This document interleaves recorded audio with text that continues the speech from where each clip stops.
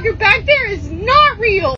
Okay, here's the story time for you. I've tried like 2 times to record this, but I keep going over the 3-minute limit, and I don't want to do a part 1, part 2 type thing, so I'm going to try to be specific. I was on that flight. It was American Airlines. We were leaving Dallas-Fort Worth.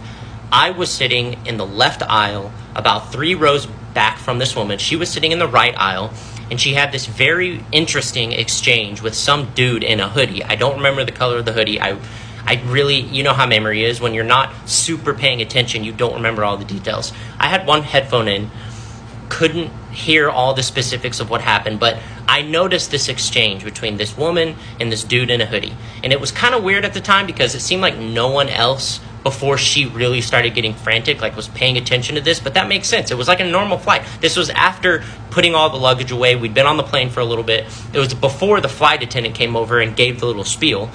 And what I remember is she was having like a full-blown conversation with this dude in the hoodie. I'll call him the hoodie guy. She was having a full-blown conversation with hoodie guy.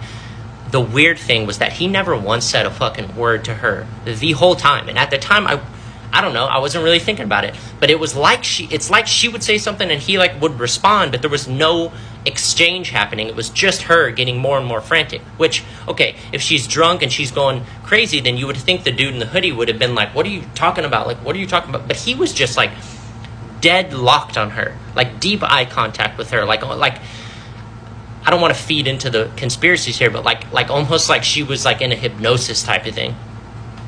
And she started getting more and more frantic to the point where then people started kind of noticing. Flight attendant came over, tried to calm her down, like, what's going on? She sat back down, but she kept looking over at this dude in the hoodie, and finally she was like done with it. And that's like when I really started paying attention, like, okay, what the fuck is going on? And that's when she was like, I can't do this. She started getting up. She started walking up to the front. And then the whole video thing happened. I didn't take a video of it. I was listening to a Stephen King audiobook. I wasn't like pulling out my phone to record this. And she didn't seem drunk to me, by the way. Just throwing that out there. I didn't see her drink. I mean, she seemed totally normal to me up until that point. The weird thing was after she left the plane, the dude in the hoodie, which the flight attendant was like, did anything happen? And he still didn't say a word. He just went like, and like shrugged.